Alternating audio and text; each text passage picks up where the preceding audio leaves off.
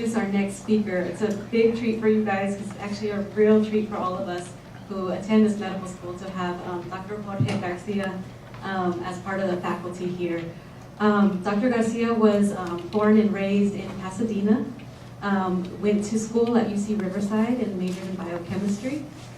Then he went on to medical school at UC San Francisco and went into internal medicine residency training in a primary care track at Highland, which is Alameda County in Oakland.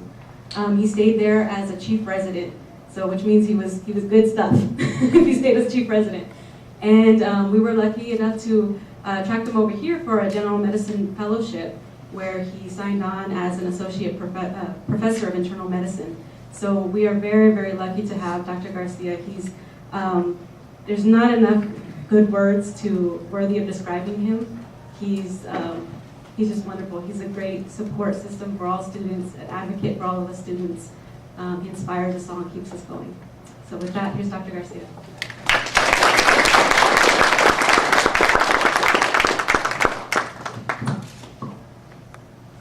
Can you hear me all? Yes. Okay. That is one of my mentees, so she honors me. And I'm very, very happy that she matched internal medicine here. So things are continuing. So bienvenidos. We want to start this. What an incredibly wonderful day today is. It's like a beautiful dream for me. And I hear there's probably going to be about 400 students in and out this weekend. And like, wow, you know, if someone pinched me, I must have died and gone to heaven. Because I don't think our campus has been this brown since the great drought of 1976 and 1977. But with all seriousness, it's great to have you all with us here in our home this weekend. And I hope my smile and energy will convey to you how truly honored and excited I am to spend this time with you, to heartily welcome you to this great campus here in Sacramento, in La Capital. So what happens in La Capital? You know, a lot of legislative things go down. Critical decisions are regularly made here.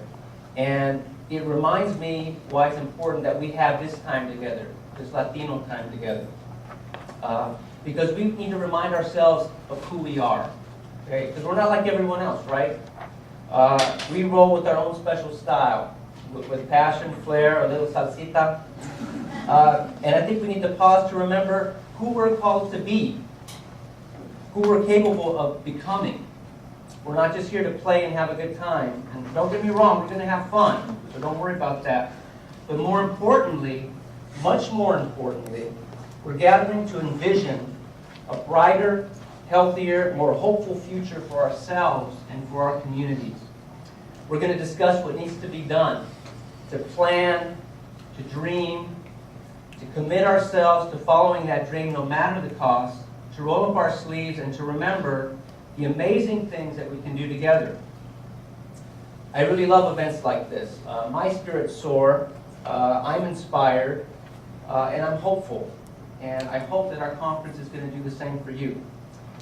So today I've been asked to talk to you about the power of dreams and the beauty of a life of service in healthcare. Now, I may never be called a hero, but the one thing that I am and forever will be is a dreamer. No one can ever take that from me. My story has very humble beginnings. I'm sure many of you will relate to it, and that's a good thing. Because I want you all to believe that I'm not that different from you. I wasn't born into medicine. I'm not endowed with superhuman strength, intelligence, or talent. I'm just a little older than you. So the only thing really separating us is time. Okay, maybe a lot of time because I'm a lot older than you. But I think you get the point. My story begins with my parents, who are, in a word, awesome. They taught me to dream and to persevere. They emigrated to this country seeking a better life for their children, and I would say they succeeded beyond their wildest dreams. My father was a construction worker. My mom was a homemaker. I was their youngest son, the third of 4 children. And contrary to the negative perceptions that some people harbor about immigrant families, education was a priority in our home. And my parents worked very, very hard to send us to the very best schools. And I was constantly but lovingly reminded of the privilege that I had in receiving that education. a privilege that they never had the opportunity to enjoy. My dream and passion for medicine was first born in high school. I distinguished myself academically. My parents were really proud of me. They always encouraged me. Arriba y arriba, mijo. They'd say, rise up, son, rise up. But they sometimes worried that I was working too hard. At times, my mother would wake up in the middle of the night to find me frantically typing a term paper past midnight, trying to make the deadline. And, with squinting eyes against the light, she's tired, and she'd say, "Hijito, con ganas de poder ayudarte. My dear son, if only I could help you. But don't lose heart," she would say. Do what I do. Just take it one step at a time. If I think about everything I have to do in the day, I just get overwhelmed. So take it one task at a time. She'd say, doing the laundry starts with picking up that first dirty piece of laundry. And her love and encouragement really carried me through those times. She knew just how to help me, even though she didn't think she was helping me. My father, he's a proud guy. He was very proud of us, and he carried that pride with him to work. He told his coworkers that I wanted to be a doctor, and most of the office staff shared in his joy. But a few people told him not to let my hopes get too high. Lupe, they'd say, I just don't see it. The son of a laborer, they can't really be a doctor. And my father would tell me about these naysayers. Okay, and he'd say, don't ever listen to them, hijo. Arriba y arriba. Someday they'll eat those words, and we'll tell them all to go to hell. Okay, I told you he was a construction worker. He was a tough guy. I'll never forget the night I left home to go to college. I'd been accepted at UC Riverside, and I would be the first member of my family to attend a four-year university. My father got really emotional that night. He told me how proud he was of me, how proud everyone was of me. He told me not to worry, everything was going to be okay. He confided that he wasn't exactly sure what was going to happen financially, but he assured me that he was going to do whatever it took to get me through the next 4 years. If they were teaching it, I could learn it. And if I worked hard and stayed faithful to my dream, then it would get paid for, somehow. Even if he had to work longer hours or refinance the house.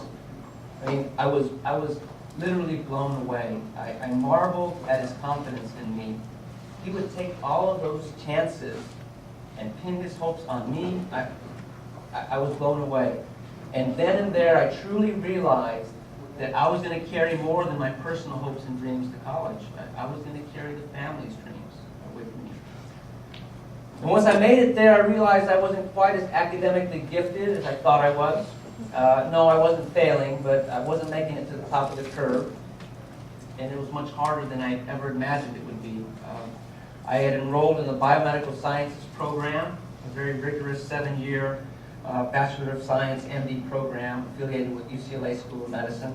There were about 240 other undergraduates in the program that first year, and we were all vying to be one of 24 students selected to make the final cut, okay? So only 1 in 10 of us was going to actually survive to go to the medical school program. The dropout was intense. We were found like moscas, And I myself lasted until the end of my first quarter of the second year, when I shockingly received a big, fat D in my required psychology human behavior course. So like the torpedo, it seemed to come out of nowhere, and just like that, my dream appeared to be gone. I was devastated. I dropped out of the program. I spent a quarter undeclared. I was trying to make sense of it all. I